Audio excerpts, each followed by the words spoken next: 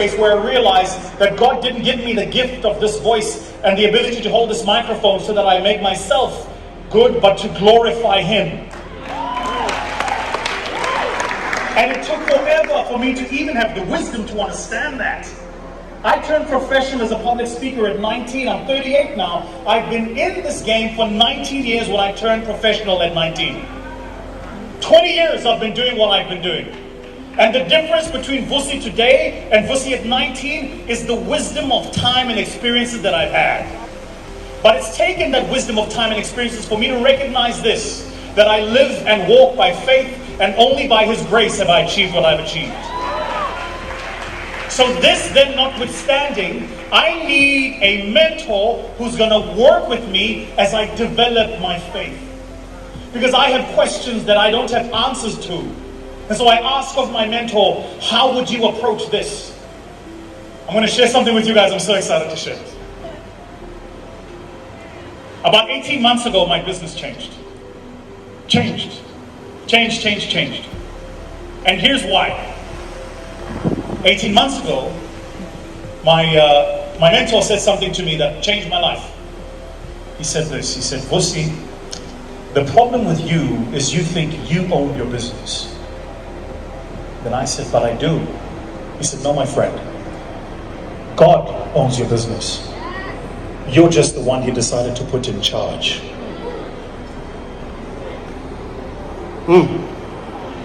God owns your business. You're the one He decided to put in charge. God owns your marriage. You're just the one He decided to bless you with.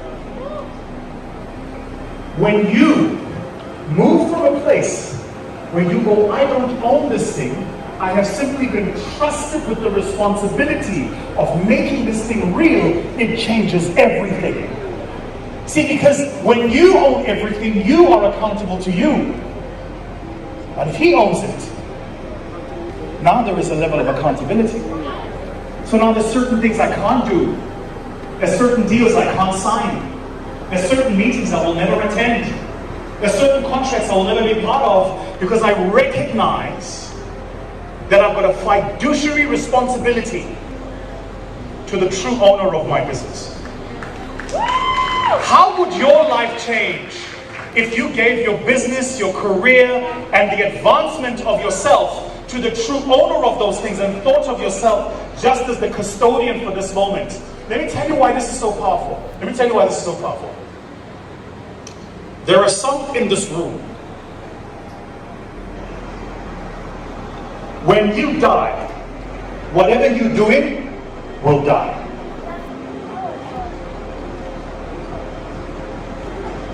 And the difference between those of us who will build things that outlive us is when we think of ourselves as custodians, not owners. The captain sailing the ship doesn't own the ship. He's just trusted to sail the ship. The pilot flying the plane doesn't own the airline. He's just trusted with flying the plane. And so when you think of yourself then as somebody who has been trusted with this season, it means this. It means you build knowing that a season will come where you must hand over to the next generation. And I play and press upon you that when that time comes, you know how to hand over to the next generation. So it changed my business. Do you know why it changed my business? Because the first thing I then had to do was look around and go, which of these people around me could I hand over to? Nothing. And by the way, that's not a reflection on them. That's a reflection on me.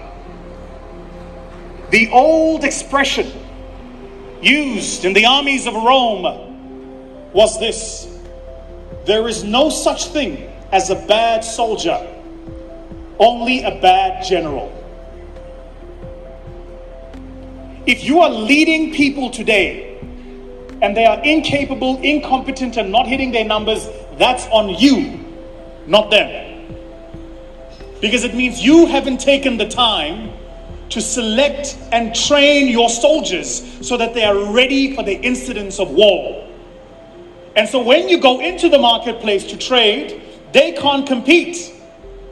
And rather than we as leaders take responsibility, we default that responsibility to our people.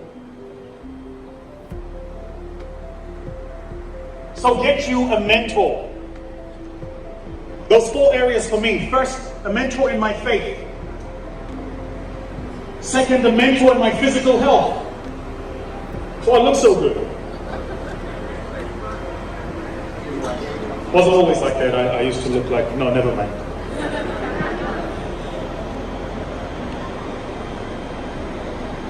Third, a mentor in my finances. That's a tough one. That's a tough one. And you know the crazy thing about the mentor in my finances is she's actually not wealthier than me.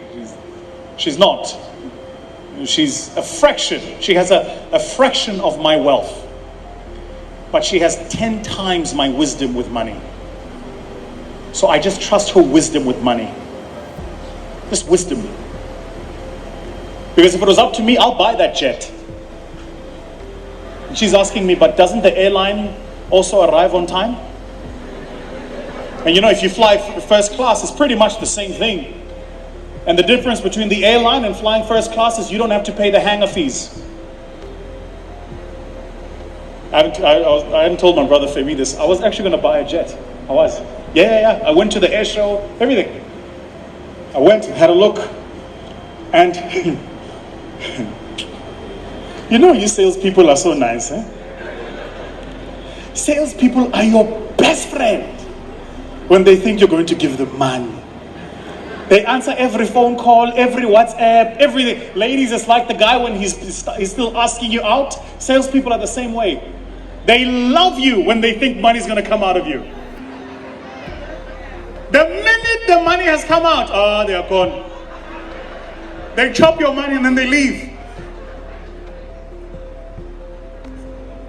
So I'm this close, I'm thinking about it. I go to the air shows, I have a look, and then you walk in, and you know they even call you by your last name, Mr. THEMBEKWAYO. Have you ever heard a Swiss person or a French person say THEMBEKWAYO? Merci, THEMBEKWAYO is a very nice jet. Eh? You got very nice room, and we can even decorate the interior for you. Eh? We do a lot of personalization, even on the chair. We put the initials VT. People know it's yours. It's not a rental. Eh? So I'm sitting there going, rental, VT. I want it. Sign me up. I even prayed to my father. I'm like, God, you have blessed me. Oh. I want it, but that's my ego. Because in my head, I'm immediately thinking about what are they going to say when I land that jet that says VT. They hate me now. They're going to really hate me when it says VT. That's where my head is, right? So what do I learn out of this? Have a conversation with her, and she's like, but hold on, listen to this. This is literally what she said to me. She said, don't people already know who you are? I said, well, the ones who need to do. She said, then why do you need to spend millions of dollars on a pressurized metal tube to make a statement that you've already been marked correct for? What are you trying to prove and to who? Yes? So the point here is a mentor with your finances. I hope the message you're getting out of this is that creating accountability with other people is going to get you to that next stage.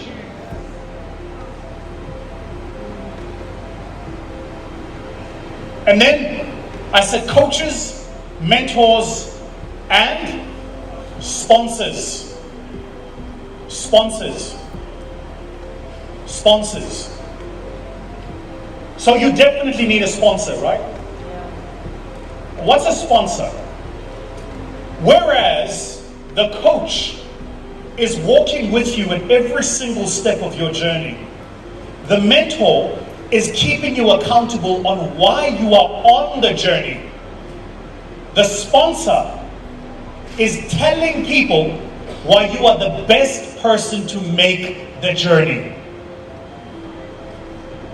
So the sponsor's role is to be present in the rooms where you have no access. Some of us in this room are working on projects that require amounts of capital where the decisions get made by committees and we have no access or no influence. And we're not spending time cultivating relationships with people who are already in those rooms. Every single decision is taken by people who look like just me and you. Sponsors. So learning to have relationships with sponsors, game changer. Game changer. In my industry and in my field, you cannot raise capital without sponsors. It's impossible. It cannot be done. Because if you don't have a sponsor, and here's the thing you realize when you don't have a sponsor. There are two application processes in almost everything we do in life. There is the one designed for everybody else, and the one designed for people who come in with sponsors. And everybody else has to fill out the full application document and tick every single box. And those with sponsors get to skip certain questions. You don't have to answer that question. What's your fund to capital return? What kind of capital do you return to investors? Yeah, don't worry about that. I've got you. I'll discuss with them at board level. We're good. How do you hope to mitigate the capital risk and IRRs if you don't protect? Yeah, don't worry about that. We've got you. We'll answer it. You're good. Sponsors. So in the industry you're in now, get you a sponsor. Get you a sponsor. So you need a coach, a mentor, and a sponsor. And to build those relationships, you go and ask them the single most important question: what's keeping you up at night? And you offer that to them, and that builds a relationship of value. Whatever you do, do not leave this meeting and send a DM and say, can you please be my mentor? That never works. Ask yourself the question. 200 million people in Nigeria, and if you have somebody you look at and you admire, how many of the other 200 million people do you think look at the same person and admire them? So what are the odds then that they're getting all of these inboxes saying, can you please be my mentor? I shared this with somebody who went viral the other day. I'll share it with you guys. A young man, he was at my office actually. I think he was there for an interview. I can't recall a particular set of circumstances.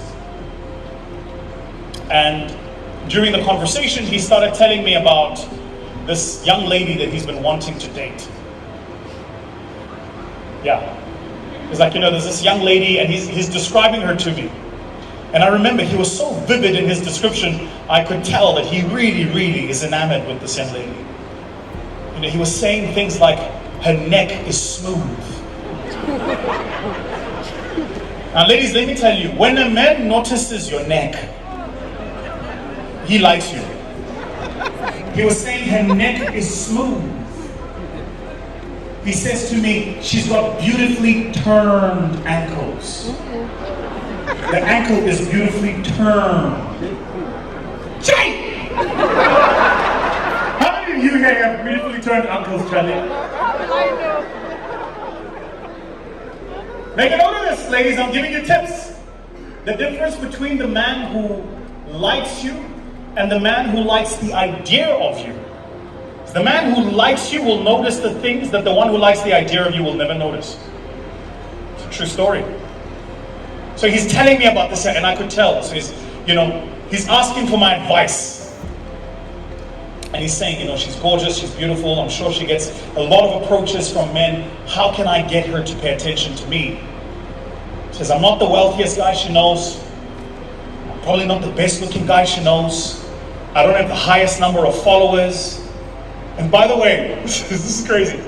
He hasn't even met her in person. Yeah, he follows her on IG. They're engaged now. Wow. Yeah. Oh, I'm going to tell you how I did it. No, don't clap. I'll give you the trick. Okay. His name is Ronald. Ronald's like, and I really really like her. And she's just, I watch her posts, and she posts like going to church. She posts her mom and her dad. She's with her nieces, and every time I go and look at her posts, she's got 5,000 likes and like 200 comments, and I'm here with a small account of 20 followers. How do I get her to pay attention? Ladies, go into your DMs, find the guy with 20 followers. Give him some attention.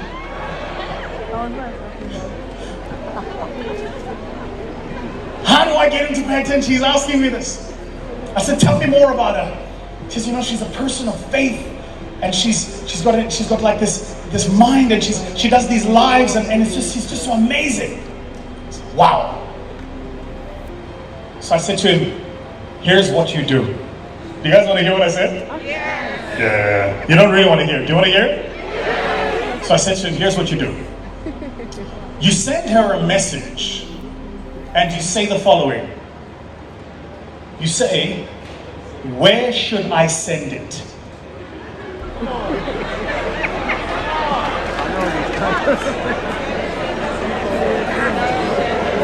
You send her a message. Did you get it? Did you get it? Now, coming out of this, ladies, I'm sure your inboxes are going to be full with where should I send it, right? I said, you send her a message and you say, where should I send it? Then he says, what happens if she doesn't see it or doesn't reply? I said, you wait for 2 days, you hit unsend, because you can do that on IG, and you send it again. He says, why must I hit unsend? I said, because if she opens up that message, and there are 5 where should I send it, you're getting blocked and getting reported. The difference between being charming and being a stalker is 1 more phone call to your prospect. You need to know how many calls to make and when to stop making that call. Stop calling a prospect saying, I was just following up. Nobody replies to a call where you said, I'm just following up. I'm going to tell you now what to say rather than, I was just following up. So I say to him, you unsend and you send again. He does this exercise for 2 weeks. Every second day, unsend, sends again. And every second day, unsend, sends again. And every second day, unsend, sends again. 2 weeks later, she replies. She says, excuse me, send what? Now, the answer to this question either makes you the cute, charming man she wants to have a dinner with, or the person she's sending her uncles to come and beat up. So you need to think about the answer to this question. But now remember this. He's got currency because he's got her attention. 180,000 followers she had. He's got 22 or 26 it was. But now he's got attention. So she says, excuse me, send what?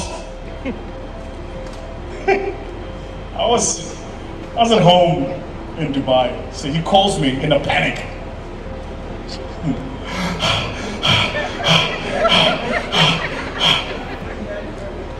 Ronald, hi. She replied, oh my God, she replied. I said, wait, what? She replied. Who replied? She, who? She. Who's she? Tells me her name, says she replied. I said, what did she say? She said, excuse me, send what? I said, what have you said? He said, I called you.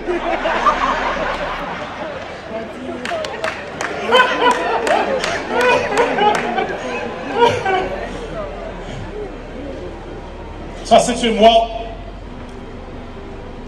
here's what you say next. You say the following. You say, because you can also play the line and go corny here, right? So I said to him, here's what you say next. You say the following. You say, you see the guys paying attention. This is the guys on their notepad. Yeah. Okay, all right.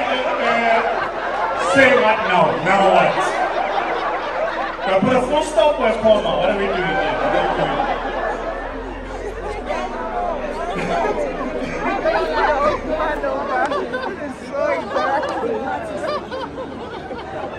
Send what? She says. I said, just reply. I said, just reply and say the following. I said, say, the cup of coffee I was hoping to take you out for, but know that I don't deserve your time to have over.